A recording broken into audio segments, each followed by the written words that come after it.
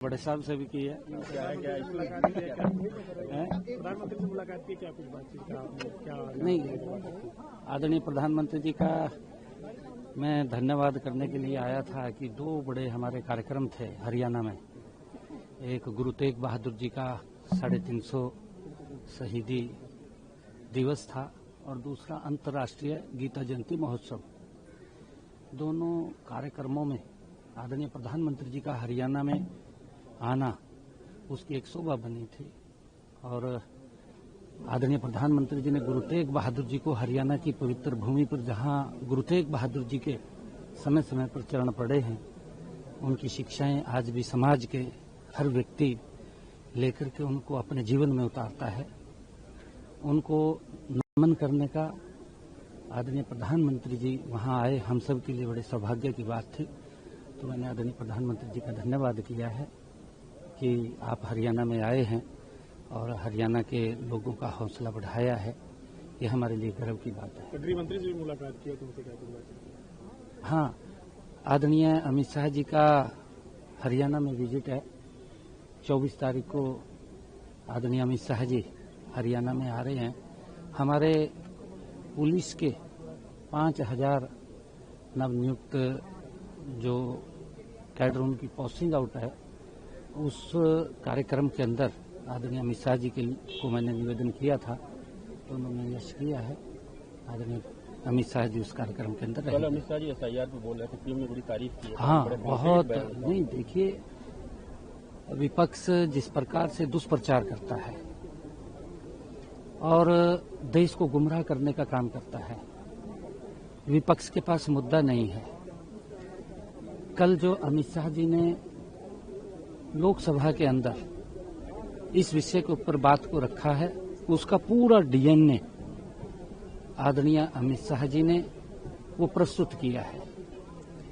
जन्म से लेकर के कांग्रेस के इस समय तक क्या क्या उनके क्रियाकलाप रहे हैं, किस प्रकार से इन्होंने लोकतंत्र को दबाने का काम किया, किस प्रकार से इन्होंने संविधान की धज्जियां उड़ाने का काम किया, किस प्रकार से कांग्रेस पार्टी ये कोर्ट को भी नहीं मानती थी, ये अपने आप को भी कोर्ट से ऊपर मानते थे, और किस प्रकार से ये वोटों को बनवा करके चुनाव जीतते थे।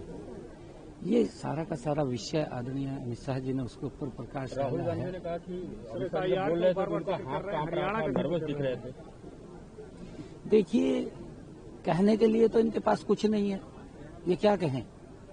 ये इसी प्रकार की बातें करते हैं। भाई, आप उसका जवाब दें, उसके ऊपर कहें, और आप अगर विरोध करते हैं मोदी जी की नीतियों का, तो मोदी जी की नीतियों का उनका विरोध करें जो आपके समय के अंदर थी और आप के समय के अंदर अच्छे से आपने लागू किया। परंतु एक भी योजना ऐसी नहीं इनके पास बताने के लिए जिसके अंदर भ्रष्टाचार की दलदल में वो ना फंसी हो।